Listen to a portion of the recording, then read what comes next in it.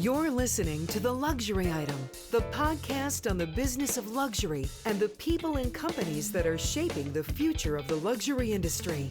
Here's your host, Scott Kerr.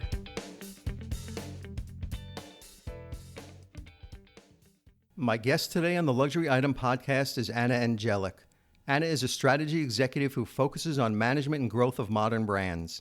She was named Forbes CMO Next, and she is coming out with her first book. It's called The Business of Aspiration, a global journey on what consumers value today and what they want to pay for and how this transforms business and brand growth. Anna earned her doctorate in sociology and worked at the world's top brands and advertising agencies, including Rebecca Minkoff, David Yurman, and Havas Worldwide. She was selected by Forbes as one of the top 50 CMOs in 2018. Anna was also recognized as one of the luxury women to watch by Luxury Daily and one of the top 10 digital strategists by The Guardian. She is frequently quoted in British Vogue, Financial Times, FT's How to Spend It, Wired, and Frame magazine, and is an expert source for trend companies like the Future Laboratory, Red Scout, and WGSN. Anna is also a widely read columnist, public speaker, and advisor. Here's an excerpt from The Business of Aspiration. Modern aspiration economy splits the traditional territory of aspiration in two. Perhaps the most astute way of capturing the past decade's bifurcation of aspiration is a neon sign saying, "You are obviously in the wrong place," featured at Off-White's 2016 Fall-Winter Runway show. Referencing the line from the movie Pretty Woman, the sign captures the fact that there was hardly a period where aspiration meant more and less. The use of the term expanded to include brands from Rolex to Louis Vuitton, to Cartier, to Nike, to Sonos, to Shinola, to Supreme, to Kim Jones's Dior collaborations. It is also constricted to ephemerals like time, space, privacy, self-actualization, belonging, human originality, and artisanship. Anna, welcome to the Luxury Item. Thanks. Thank you for having me, Scott. I'm so excited to have you on. I've subscribed to your newsletter for reading it for the last few months, and it really hooked me. And so I said, I have to have Anna on the show, and I'm glad you're able to make it. Your perspectives on branding and strategy and luxury are right in my wheelhouse. So I'm very excited to have you on. And congratulations on your first book. Thank you. Thank you for all of this. Hearing all of this from the industry veteran is it's great to hear. So what was it like to write your first book? Well, I already wrote my PhD dissertation 10 years ago when I was getting my PhD, and that was like the first book, basically, because that was the even more rigorous process than this one. So I just remember it was the hardest thing I've ever done. And then with this one, I did it in 2 months. That's why I started a newsletter in February, because I'm like, okay, this is a weekly newsletter that's going to force me to write every week. And I literally finished the book in 2 months, and it was quick and easy. And I'm sure it was not as academically rigorous. I would not get a pass on this one, but it's not meant to be. It's meant to be for professionals. It's a practical book on luxury brand strategy. The position that you're taking in your book, if correct me if I'm wrong, of The Business of Aspiration, is that today's consumer has an evolving set of status symbols. It's no longer strictly about aspiring to own those lavish brands and chasing logos and the goods that the wealthy value, or even gathering experiences. So could you talk a little bit about where we've been and where we're going in terms of status symbols? Yeah, absolutely. And for me, the first step in sort of thinking about all of that was the macro level about how aspirational economy transformed and what does modern aspirational economy mean.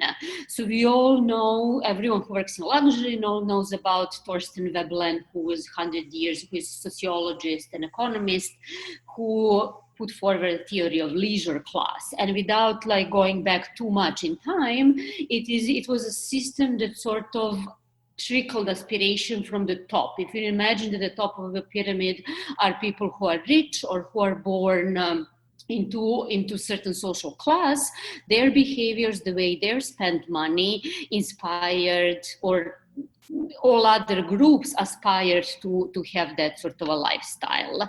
So the role of brands in that system was to put forward the narrative, and the brands are really good at that because brands innately create status symbols. They tell us if you buy this, you're going to be smarter, or you're going to look more accomplished, or you're going to look younger, prettier, you're going to get a better girl, you're going to find a pot of gold, like brands Right. are always promising us if we buy their product. So that is the core of accumulation of material things. That was that aspiration economy, but also leisure and experiences in a way where sort of lower and middle classes emulate higher classes. And that was a very simple and straightforward way of doing things for the longest time. So what I am addressing now is not just a shift from tangibles to intangibles, which has been already covered a lot in terms of experience economy, transformation economy, where self-actualization is, the ultimate aspiration, whereas I'm more looking at what sort of landscape the modern aspiration economy operates according. What is the dynamic there? Because we don't have hierarchies anymore. There is no more a pyramid. Now it's more of a network, and how taste is created, how we organize ourselves in communities, and how the social influence is conducted. So in that sense, aspirational can be someone who curates very successfully their Instagram account or your fantastic Twitter account, for example. You have a lot of cultural and social capital on that Twitter account because people come for for images and point of view and your discoveries that you are putting in your feed. That's your chest of curiosities. So now that status is not, that social distancing, it's not anymore straightforward. Do the brands get it? What brands get the idea of, the modern aspiration economy, and that values are shifting? Have you seen any brands that have latched onto that idea? Yes, and I think that Telford Clemens recently has been getting a lot of press, and he has been around since 2004, which people forget. In 2017, he got CFDA, but what he managed to create, he turned social and cultural accessibility into a growth strategy. And I will explain. So when you look at his shows, the latest show in 2019 was about American dream by those who were marginalized and excluded from it. So he very successfully latched onto a specific culture. And in this sense, that's black and brown, queer, downtown scene culture, and managed to use those values of accessibility to create unseen scale, like Bushwick Birkin. His bag is not the most interesting thing about his brand at all. That's right now the engine for what he calls Telfar industry. Which is the music, the multimedia shows, the art project. The whole idea was to create something that is so accessible, that is unbelievably desirable, and that truly blows the aspirational economy away. So do you think any of the traditional luxury brands, the Louis Vuittons, Tiffany, is this something that they can be a part of? Hermes, yes. Mm-hmm. LVMH, my take is a no, and I'll tell you why.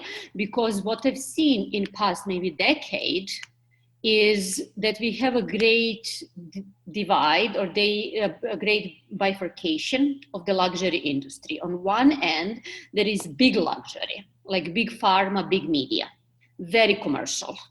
So those are the ones who are looking at these old school aspirational symbols, the logo, the experience, the artification of things, opening new stores. But when you think about it, that's something that's everywhere. That's not anymore a distinction in any sense. On the other hand, are places like Hermes and like a lot of modern luxury brands. Hermes themselves, they say, we're not a luxury brand. We are handcrafted human creativity. We are in the business of human creativity. We are the craftsmanship brand. So they don't even want to identify themselves with luxury that has become an industry. So I think Hermes for sure, because what they are creating, and that is very important because it applies to their entire value chain, not just their marketing, is that they move away from that transactional nature that has become so common in luxury now, and they really have the communities, the work of human hands, and the creativity. And when you look at the people, they work their entire lives. And Hermes even started craftsmanship schools because the old craftsmen they worked with are dying off and their kids go and do other things. Right. It's not anymore a generational thing like from father to son, mother to daughter. So they had hard time finding those very well-versed and knowledgeable artisans. So they are creating schools for those. And also they don't play for scale. Right. So do you think modern aspiration economy is for more the millennials and Gen Z, or it's for everybody? It is for everybody. It's a values thing. And the values are what kind of social, environmental, and cultural capital are you buying as a consumer? What do you value? And then second is what kind of capital are you creating as a brand? So you say we're living in an economy that revolves around taste and aesthetic and innovation, communities, design, environmentalism, and social influence. What were some of the drivers of those change that shifted our idea of these new status symbols? But because changes like this, something has to have happened in the culture to drive that. So what was that? There are a number of things, and that's sort of what brought me to write this book, is what I was seeing in my own work as the chief marketing officer, and before that on agency side. It was not anymore the consumers are just like spending their time differently, or spending their time on consuming media differently, or who influenced them, or how they're shopping differently, like online. It was a deeper change in their values. What do they pay attention to? What do they find valuable? What do they find worth paying for in terms of their money? And all of a sudden it became less about consume more, and it became more about micro.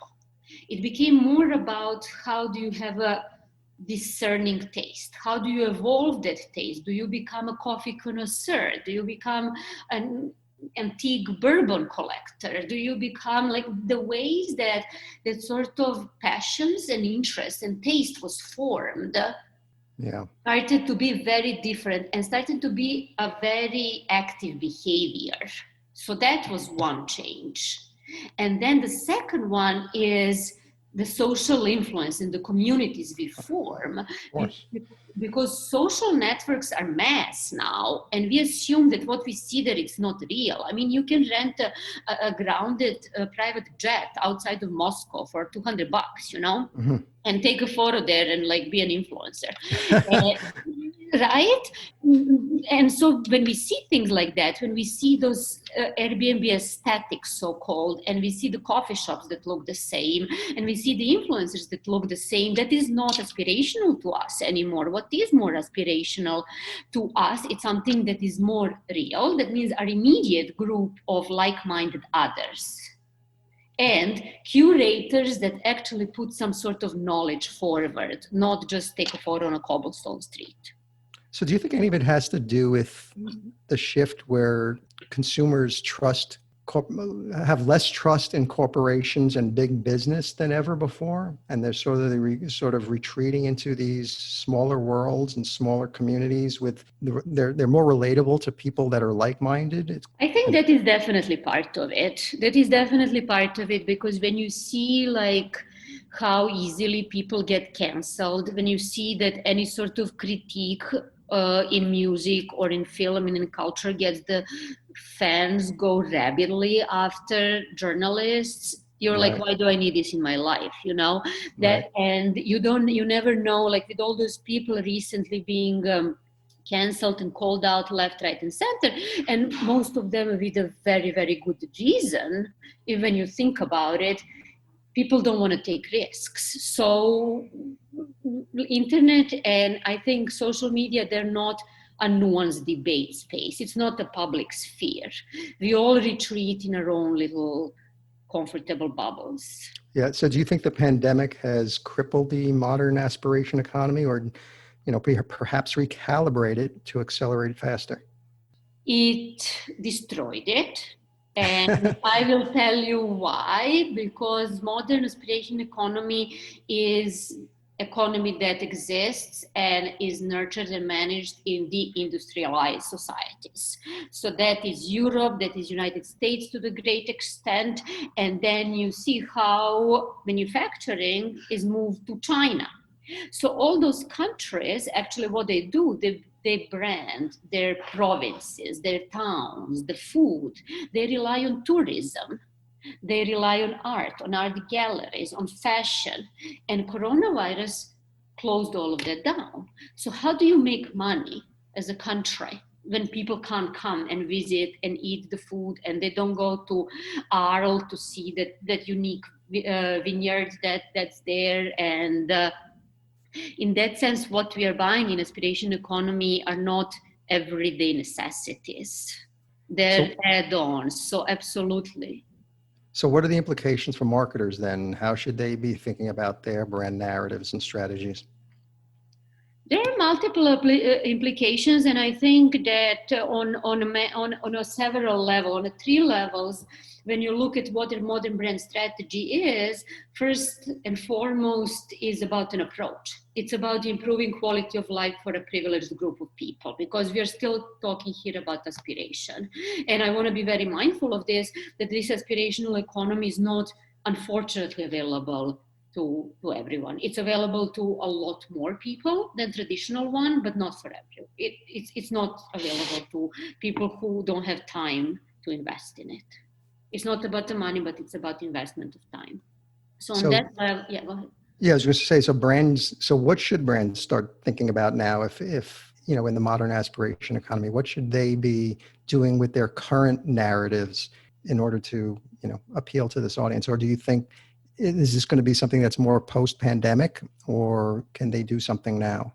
They can absolutely do things now, because for me, the most important thing is to have a very clear set of values, very clear purpose and mission and reason to exist in this world, no matter in what industry or premium, mass, aspiration, luxury level they're playing in. They need to put forward that they're very clear DNA, they're very clear set of values. And there was never a better time for brands to reassess their values and really ask themselves, why do we exist here beyond making money?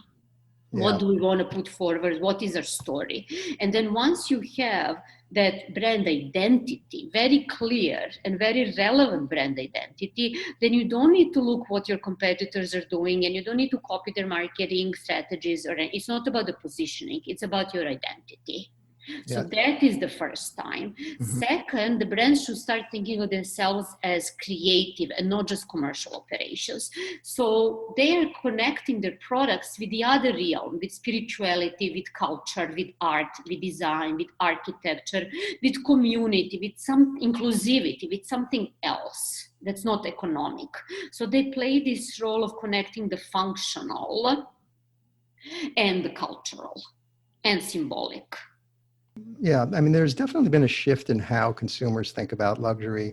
There's been this democratization of luxury where it's no longer, exclusive to people of a certain socioeconomic class or group. And due to increasing accessibility and knowledge, primarily through digital channels, of course, like e-commerce and resale and social media, more and more consumers are able to shop luxury products to varying degrees. So what does the term luxury mean these days?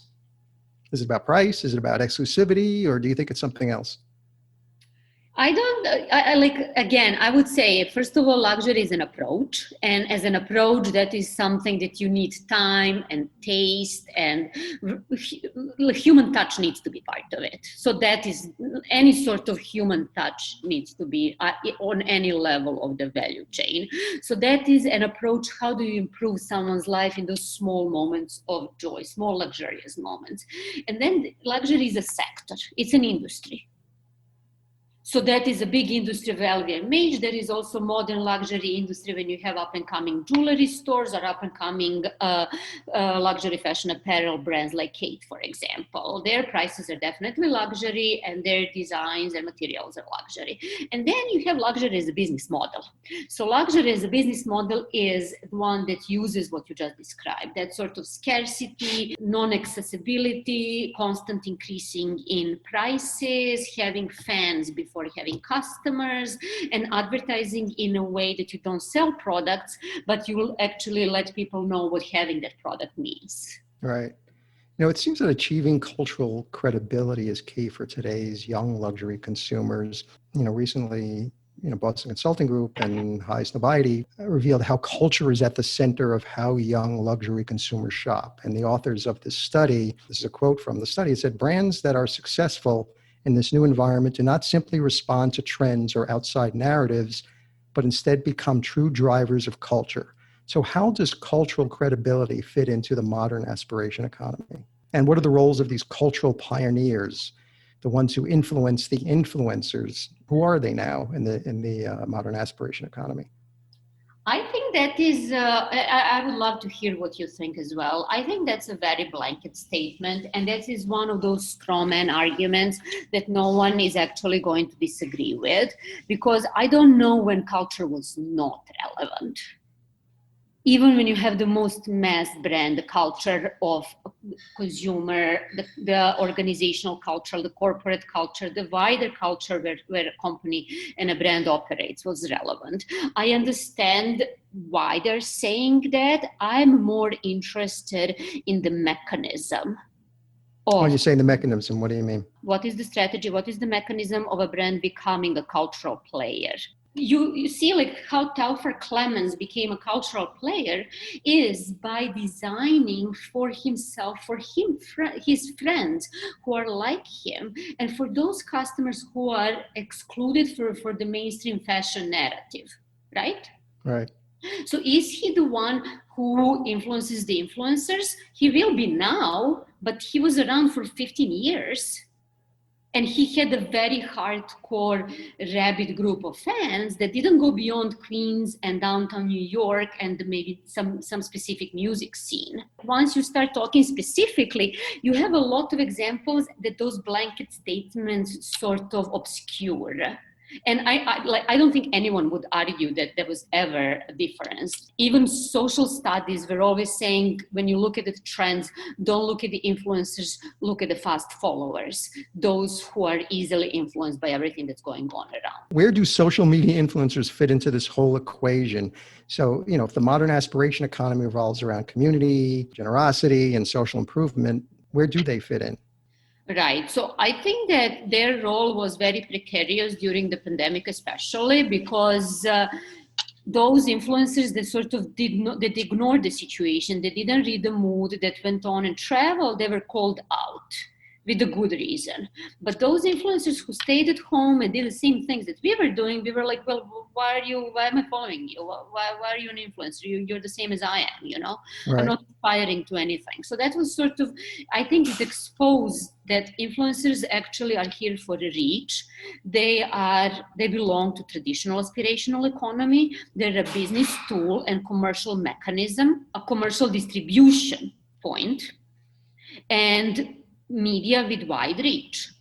And then that also exposed the micro-influencers, those who have communities around them. And that is what the modern aspiration economy is. The same, staying on the example of Telfar brand, that is a very strong community. But you have Marine Serre, for example, she's doing upcycled products. There is a community around that. There is a community around people who love plants. So those influencers who are part of the community are the modern aspiration influencers, but they're also curators. So do you think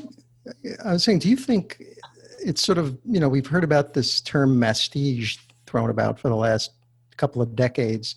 And I'm thinking about social media influencers, and you have social media influencers pushing products that aren't that expensive, but the aura that they're building around it comes across as some sort of mass luxury brand. So I'm wondering if there's an element of Mastige in these, in the whole idea of the, modern aspiration economy. Modern aspiration economy is the exact opposite Okay.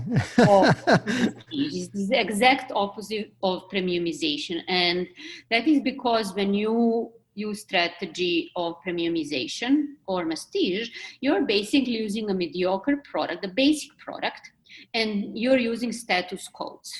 And that was used when started 20 years ago with alcohol brands, when they're like, oh, this wine has this label that looks more, fancy and more luxury, and there is more gold involved and so on. So that expanded in all areas. So you go and you fly on Delta Economy Comfort and you get a free banana, Right. But you feel that is the fake sense. It's still the traditional status symbol, but because you're still working towards first class, right? Right. And that means that first class is an aspiration, traditional one. And when you buy mastige stuff that have that you pay, that you get a deal, basically you paid more for something basic. So the joke's on you. And in modern aspirational economy is you pay with your time, you accumulate knowledge, you refine your taste. That's how you move higher up, because you become slowly a curator, a connoisseur, you become more knowledgeable about 35 different coffee beans. Isn't that what social media influencers do? They become curators of whatever their brand is, and whatever brand that they're talking about or wearing that perhaps is not expensive brand, but it just seems that they're wrapping their own brand around it.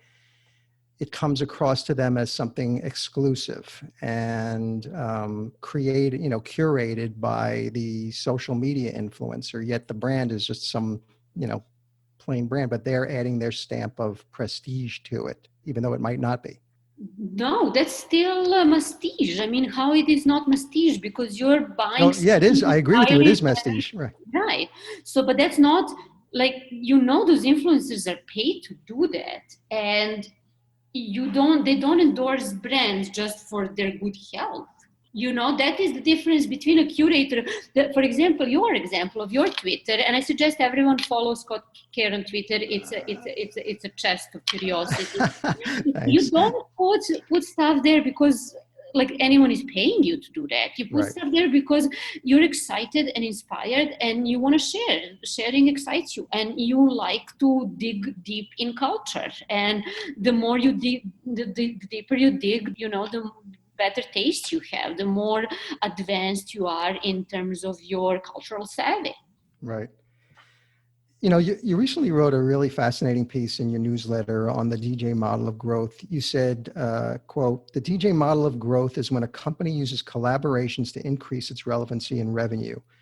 And this model addresses the challenge of growth in mature markets. The strategy behind the DJ model of growth is a remix.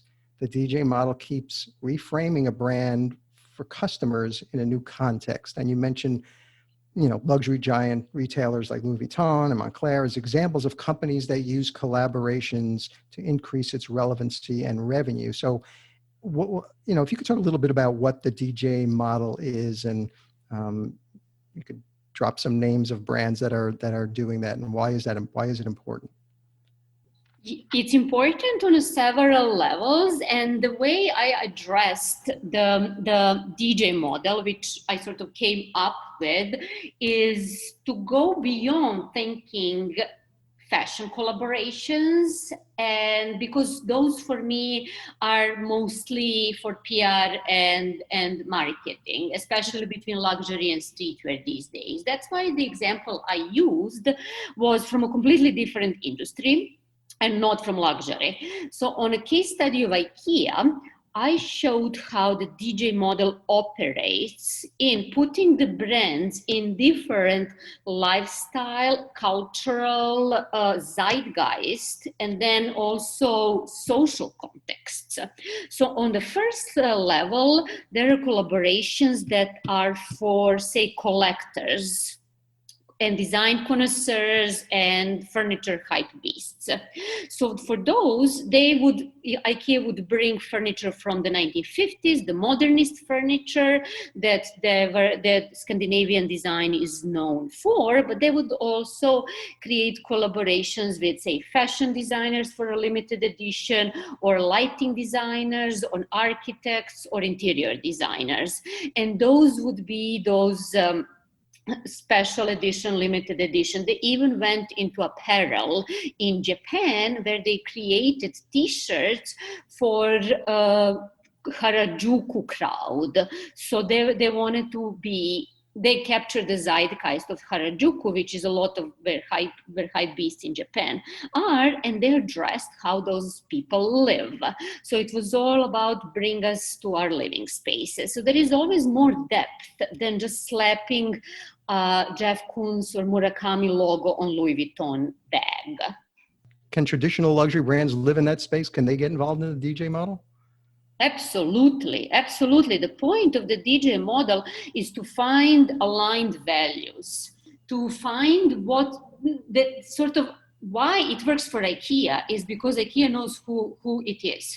They have unbelievably strong brand identity, which is rooted in the Swedish character. Egalitarianism, humility, quirkiness, humility. That's their identity. Mm-hmm. And then they have a personality that expresses that consistently. So that's why they can simultaneously mean like, Sweden, Scandinavian modernist furniture and something cheap. They can absorb those different perceptions. Their identity is so strong, and their personality is consistently delivered through those quirky ads. I see. But they're also very open. That's one of their features of their values and their character, is they're very open and they want to flex their zeitgeist muscles. So they use those values. So whoever they collaborate with reflects those values. When you just have any fashion collaboration and two brands come together, they're doing it for hype. That's very different. Right. Okay, that makes sense. And I think you were, I'm sorry, I interrupted you before. You said something about a second level.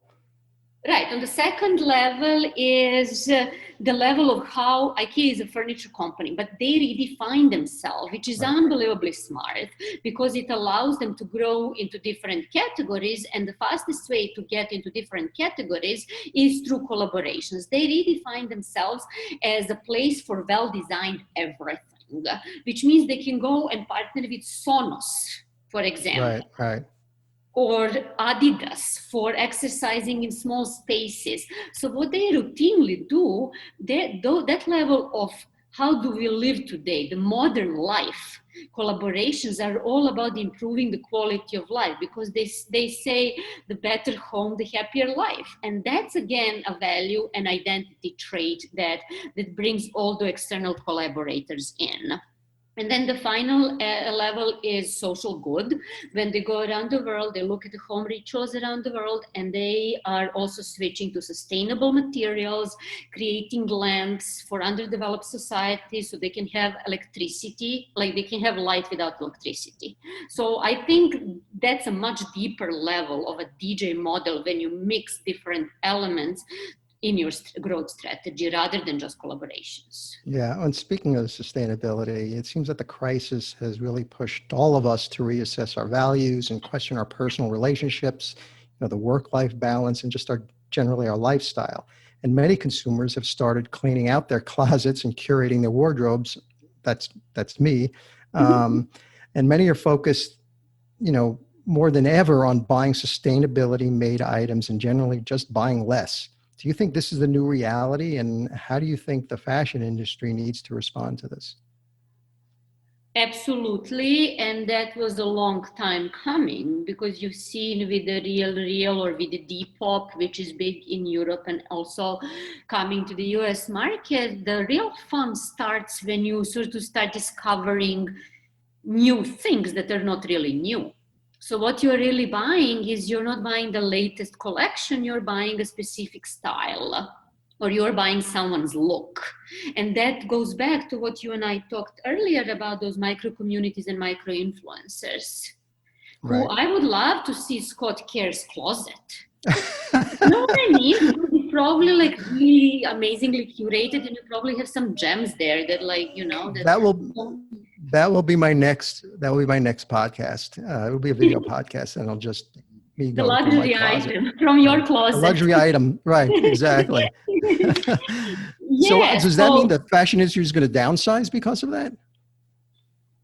No, I don't think it is, unfortunately. Like, what we're seeing is that, like, I think preciously little was learned from this pandemic. And I think that, again, when we have this big luxury, those companies that were in the biggest trouble, like carrying LVMH in terms of sales, were those who overproduce, who have massive footprint.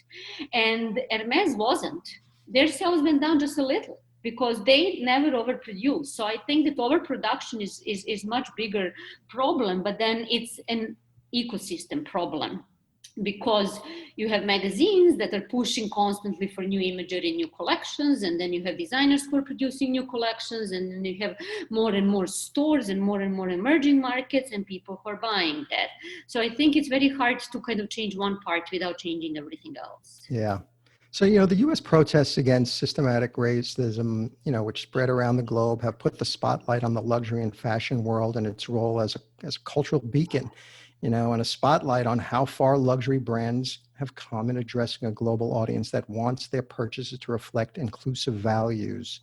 So in the modern aspiration economy, what do luxury and fashion brands have to do to be relevant to this new conscious consumer?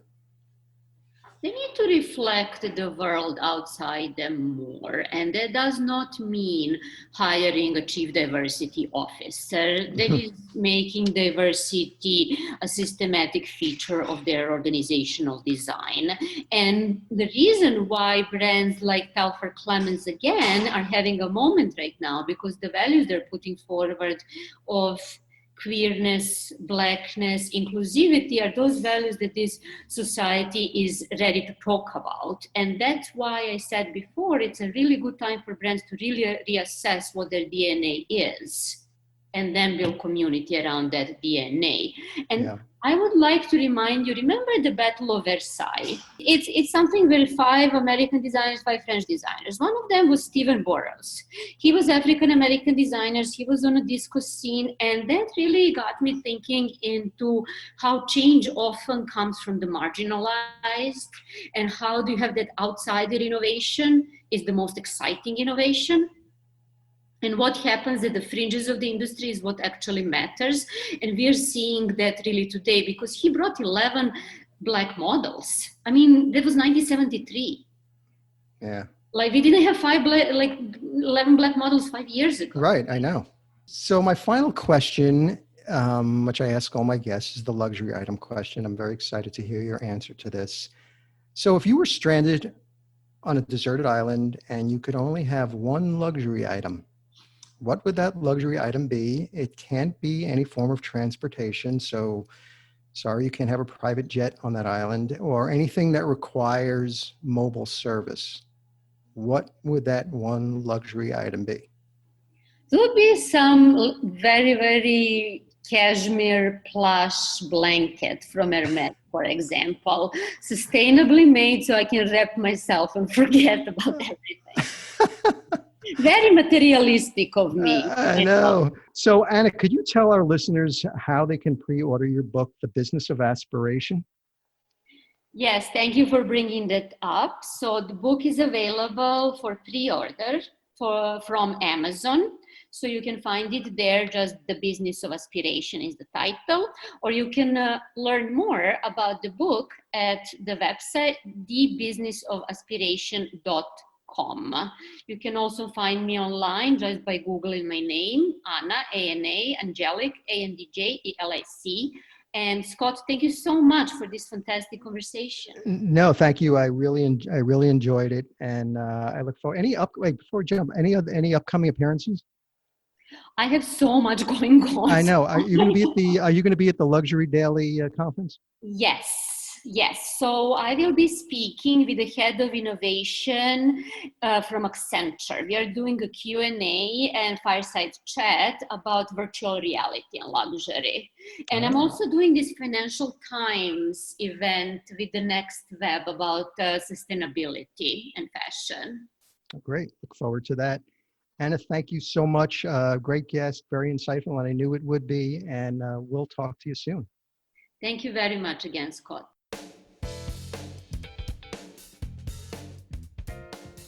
That's it for this episode of the Luxury Item Podcast. Thank you so much for listening. If you found this useful and entertaining, I would be really grateful if you can share it with a friend or colleague. I would love it if you subscribe so you never miss an episode. And while you're there, be sure to rate and review us on Apple Podcasts. It really helps other listeners find us. The Luxury Item Podcast is a production of Silvertone Consulting. I'm your host, Scott Kerr. Until next time.